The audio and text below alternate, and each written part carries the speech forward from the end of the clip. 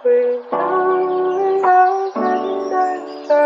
you guys, welcome to a new weekly vlog. I have finished a novella from the Penric's Progress bind up. This is by Louise McMaster Bejolds. I don't even know how to pronounce that name. But I picked this up on recommendation from Huck from Badger Reads. It is a bind up of 3 novellas in this author's 5 Gods series, I believe is what it was called. And it is basically following our main character, Penric, who is this lord, this lesser lord, and he, by unusual circumstances, ends up being possessed by a demon. And this demon happens to be 12 different women and the souls of 12 different women. It's a little confusing to convey, but that had me very much intrigued. So I picked up the first novella and I did very much enjoy it. The dynamic between Penric and his demon is very interesting and I loved reading about it. The only problem is it says in the introduction that you don't need to read the 5 Gods series to read this, but I'm gonna have to disagree because I don't think the novella, at least the first one, does a good job of describing the world, specifically the religious order that seems to take place. So obviously from the title of the actual series, The 5 Gods, and from little that I was able to pick up in the 90-page novella, there are 5 different gods and they seem to be represented through members of the household. So there's the mother, the father, the daughter, the bastard, and the son. And I don't know what those mean though, but it seems that each order has their own people that they worship to one of the gods, and then there's a hierarchy between that. But regardless, I just didn't understand the world to the extent that I would have liked to. So a lot of it was a bit confusing, but the parts where it's actually talking about Penric and Desdemona, which is what he names his demon, were really, really interesting. And I am intrigued to picking up the 5 Gods series. You maybe want to read that before reading these novellas, even though I'm still not going to do that. I'm still going to read the other 2 in this bind up. Also, this cover is absolutely stunning and I adore it a whole heck of a lot. I don't know what the covers look like for the 5 Gods series, but if they don't look like this, they need to remake them to look like this because I want this on my shelves because it's so stunning. But yeah, I give the first novella 3.5 out of 5 stars, which is titled Penric's Demon. I enjoyed myself even though I didn't know what was happening. And then the next book that I've been reading is for Tome Topple, which is a readathon hosted by a bunch of people that I will link down below. And basically there's a bingo board and stuff. I'm not really paying attention to that. I'm just reading a book that's 500 pages, which is what a tome is. And I am buddy reading Kings of the Wild by Nicholas Ames with Ali Enchanted. And so we have been reading this. We just started it. And this is about retired band of mercenaries. And they are no longer at their prime. But one of the members' daughter ends up going missing, or they have to go and rescue her from this something that happened. And so they have to get the band back together. And it says the boys are back in town. Love that. And so basically it's just a bunch of cranky, old, grumpy, smelly old dudes. And they have to go on a rescue mission to save the daughter of one of the members. It's really great so far. It's supposed to be very humorous, very reminiscent of a D&D campaign, which me not knowing really anything about D&D, I already get those vibes from this book, and I'm really, really enjoying it so far. It's quite fast-paced, and I love that because it's also quite large. I believe it's like 700 pages. No, that's a little dramatic. It's not even 500 pages. It's like 492 pages. This doesn't even count for Tome Topple, and I said 700 pages. It looks thick. I'm gonna count it. I'm sure Sam isn't going to come and block me, and if she does, well, then I guess I deserve it because I'm cheating. But yeah, that's what I've been reading, and right now Sal and I are watching Pokemon, and we're rewatching that because we're nerds, and we love Pikachu in this house. So I don't know how much I'm going to read more tonight, but I will update you guys whenever I have something to update you with. Okay, bye. Hello, you guys. So I have been reading Tristan Strong, Punches a Hole in the Sky, and this is part of the Rick Riordan Presents publishing thing, and we are following Tristan Strong, who punches a hole in the sky. So him and his family have generationally been boxers. I don't think I said that correctly, but basically we start off the book after Tristan Strong's first boxing match, and it doesn't go well for him. And in the midst of his disappointing boxing match, he's kind of going through this familial disappointment feelings, things of that nature,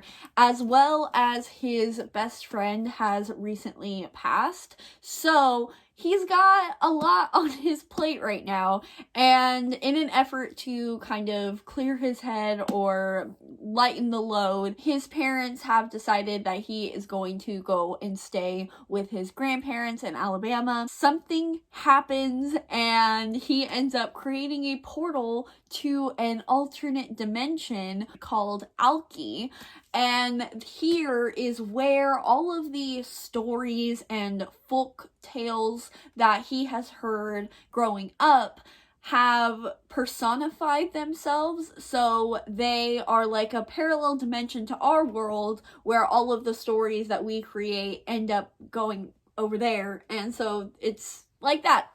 Why am I explaining this so poorly? Now that Tristan is in this alternate dimension, he is now going to help the storybook individuals in order to save the problems and the catastrophes that are happening due to this god who is trying to steal Anansi's powers, which is the ability to weave stories. I'm not gonna lie, I'm halfway into this. I don't know if I'm just not comprehending things properly, but I'm very, very confused. I understand the whole thing about how these story characters are alive and living in this world. I get that. I understand that part, but I don't understand the conflict. I don't really understand the world. Like, there are these things called fatherlings or something like that, and they're like, whatever's on this cover, they're like iron chains that are trying to attack the Midland gods, aka the story characters that are in this little pocket of the map. And Mid-Pass, not Midland. Mid-Pass god. I just don't understand why these evil creatures are trying to kill these other fairy tale characters. And we learn that Tristan has this ability to weave stories, so similar to Anansi's power, he has kind of that magic ability. And so every single time he speaks and story tells, it's like shown through butterflies. I don't understand what's happening. And I'm listening to the audiobook while I'm reading. I don't know what's happening. And I don't know what's going on. But I like the characters. Like, I like the interactions between the characters. There's this one character called Gum Baby, and also, I have no idea what she is, because she's described as like a doll, and she's described as sticky. Is she a doll made out of gum? And if she is, how? Why? What does that look like? I'm just not grasping a lot of the world and the magic and the things, the rules. I just don't understand what's happening. But I do like the character interactions because, like I said, Gum Baby is funny and she's really funny, and a lot of the character interactions are just hilarious and I like them. I just don't know what's happening. I don't know if I'm just not paying attention, but it's not grasping for me and I'm very just confused. And then I have been reading more of Kings of the Wild. I haven't really read that much of this. I'm on chapter 9, which is less than 100 pages into it, and I will say that Gabriel, who is the father of the daughter that we're looking for, I understand that his daughter is missing. I get it. It's a very troubling situation to go through, I imagine. But he is so pathetic. I just want to slap him because he's just so mopey and like, again, I get it. Your daughter is missing. I'm not saying he shouldn't be upset, but I want him to be more like, let's go, let's get into it. We're gonna go, we're gonna do this, let's go 100 all percent of the time. What do I need to hit? What do I need to do to make this happen? Where do I need to go? And he's just so meh every single time he has come on the page. And I just am so tired of him already. I just need more of the characters to come into play because Clay and Gabriel are just, they're just so boring right now. And I'm low-key kind of bored. So that's not great. But again, I'm like not far into this book at all. So that's fine. I just need to pick up pace a little bit. Hello you guys, happy Valentine's Day. I have some Valentine's Day plans tonight. Sal and I are going to go see Birds of Prey, so I'm very excited about that. I'm sure we'll go to like dinner and all that stuff too. But before all that, I did manage to finish Tristan Strong, and this one was so disappointing for me. I have never felt more dumb reading a book, especially because this is middle grade. I had no idea what was happening and what was going on. As I'm sure you guys can kind of tell from the descriptions that I have given of this book and the lack of a concise synopsis that I have given, I did not enjoy this, and it's so sad because this was one of my most anticipated reads of 2019, and I am always looking for diverse mythology, so I really wanted to love this. Anansi is also one of the most interesting deities across cultures, and so I was really excited to get a middle grade inspired by African mythology and African American folklore, but this one really fell flat for me. I enjoyed the character interactions. I also enjoyed the symbolism with like the villains, like bone ships and the manacles and the chains, and I liked that subtle nod to the African diaspora. I also enjoyed Tristan and how he was quite a flawed character. I hate to use the word flawed because he's just a 12-year-old kid, or a 10-year-old kid. I don't know. He's in 6th grade. I don't know what age that is. I don't know. I don't keep track of children and their ages. I liked that he wasn't this perfect hero, and he went through a lot of growth and development in this book, which I love. But like I said, I was just so confused because I never had a clear picture of the world or the characters. And maybe that's just on me. I'm not entirely sure. Also, the plot was just all over the place and there wasn't really a whole lot of structure. I didn't know what our end goal was, what we were striving towards really all that much. And what made it even more convoluted was the amount of action in this book. I didn't think it was possible for there to be too much action in a book, but that book is this one. It was just always, there was always something happening, but I didn't understand why those things were happening, if that makes sense. I mentioned earlier how I didn't really know the goals or the ambitions of the villains, and I just didn't really understand the point of this book and like the plot and the structure. Also, for a book centered around African mythology and folklore, I feel like I didn't learn anything.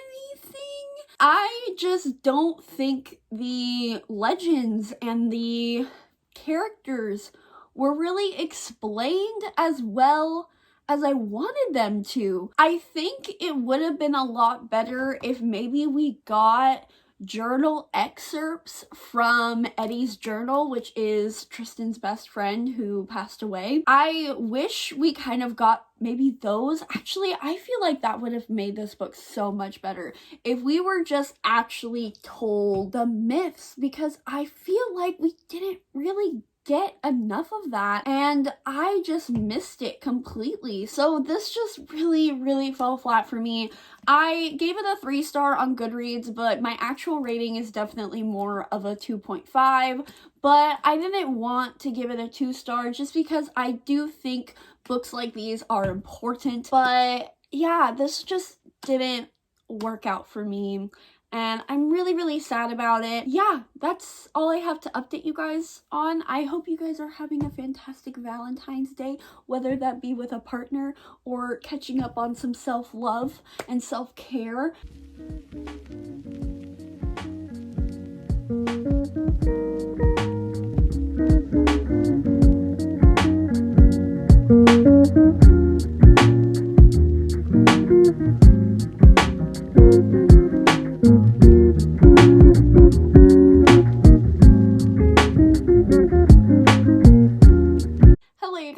So it has been like a couple days, one day, I'm not entirely sure. I figured since this vlog has been low-key kind of weak, and by low-key I mean high-key, I figured I would spice it up just a little bit by showing you what I got for Valentine's Day. I mean, I'm sure not everybody cares, but content is content. Sal first got me the cute little teddy bear. He got me some flowers and chocolates and the teddy bear and all the lovely cheesy Valentine's Day gifts that I really love. One of the chocolates he got me was for Ferrero Rochers, and I had never had them before because I'm not a huge nut person, insert, you know, Michael Scott and all of that, but I'm usually not that kind of gal, but I tried those. They are so good, and he has already bought me another box of them. I have an addiction now, and it is quite a pricey addiction because Ferrero Rochers are not cheap, especially when it comes to just candy. Why do I have to have such expensive taste? The world may never know. And then he also got me, because as I mentioned, we're kind of really into a resurgence of Pokemon right now. Ever since we watched Detective Pikachu, we started playing Pokemon Go again. And so we've been playing that ever since Detective Pikachu came out, so it's been a while. And now we're rewatching the show. I just love Pokemon so much. And yeah, I'm just become really addicted to Pokemon lately. And so he got me little Eevee makeup brushes, and it's all of the evolutions of Eevee. So we have Eevee right here. So cute. We have Glaceon. I don't remember what the fairy Eevee is called, but there's that one. Then we have Flareon and Leafeon. Is that the grass type? I think so. And then Vaporeon, Umbreon, Jolteon, and my favorite Eevee evolution and probably my favorite Pokemon, Espeon. So Here they are. The brushes themselves aren't like the most useful. Like, I really like this tiny little fan brush because it'll get a really precise highlight. I also really like this one because it's so tiny, and I am so excited to use this because the precision of a cut crease that I'm going to be able to use with this, also similar to the little Glaceon one, because this one's also another one. This is very similar to the one that I already use for cut creases, so I'm very, very excited to use these ones. A couple other ones, like, they're not bad, they're just not entirely the most useful, but they're very heavy and they're very nice, and like, all else fails, I'll use the ones that I don't use for makeup. I'll just use it for paintbrushes, and I'm totally fine with that. But these were really, really cute, and it also came with like a little keychain that has all of the evolutions in it. It was just super cute. If you guys want to pick these up for yourself, I will have an Amazon affiliate link down below. It doesn't cost you anything extra, just supports me on this channel. So if you want to pick these up for yourself, there you go. Win-win situation. Oh, also, Birds of Prey was really good. There was no complaints for it. I really don't understand why it gets so much hate online besides misogyny. That's truly the only answer I can think of, because there was nothing wrong with the movie. The acting was great. The plot was great. It was great humor. It broke the fourth wall a bit, and it was just all around like a really great movie. And I don't even say that as someone who is biased, because I do love DC way more than Marvel. The real tea is that Marvel is only good at making movies, but their comics, characters, plot lines, storylines, all of that is so inferior to DC. It's like not, it's crazy. But, you know, DC doesn't make as great of movies as Marvel does. That's not really a revolutionary statement to make, but even despite that, I thought it was just a really good movie, and it was really fun to see a feminist lens in a female-led superhero movie, and not only just in actors and characters, but producer-wise. There's a scene where Harley Quinn hands Black Canary a hair tie, and there's also a scene where one of the characters gets like a corset, and it's shown like, oh, you gotta protect the girls but also look good while doing it. And there were just a lot of scenes that you can tell were written by women, if that makes sense. And so it was nice to see that. I have been reading The 100,000 Kingdoms by N.K. Jemisin. I know I've been kind of all over with my reading this week, so I apologize for that, but I am 125 pages into this, and it is so good. I have been really intimidated by picking up N.K. Jemisin just because of how praised she is as an author, which doesn't really make sense. It shouldn't like daunt on me if an author is hyped, but for some reason I was just really intimidated by picking up any of her works because I hear nothing but good things about her, and I was like, oh, what if I don't like it, whatever, blah blah blah. But I can safely say she is 100% worth the hype. The way that she writes is such a fresh lens and a fresh voice when it comes to fantasy, not even in the diverse aspect, which of course is always a fantastic thing that I will always praise, but just simply the writing style and the way she constructs her world.